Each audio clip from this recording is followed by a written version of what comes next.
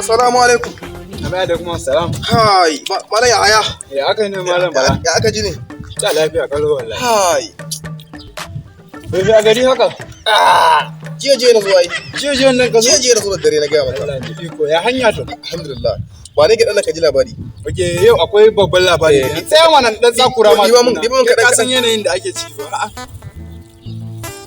Wato ina gaya maka. Ina jin ka. Jiya.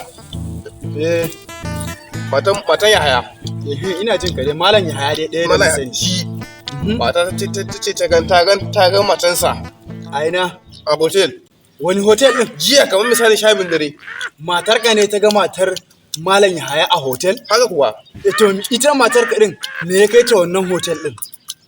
Kuma maganar ka gaskiya ne ba. Wani zai tambaye ka. Je ma ka tambaya da wuri ciki.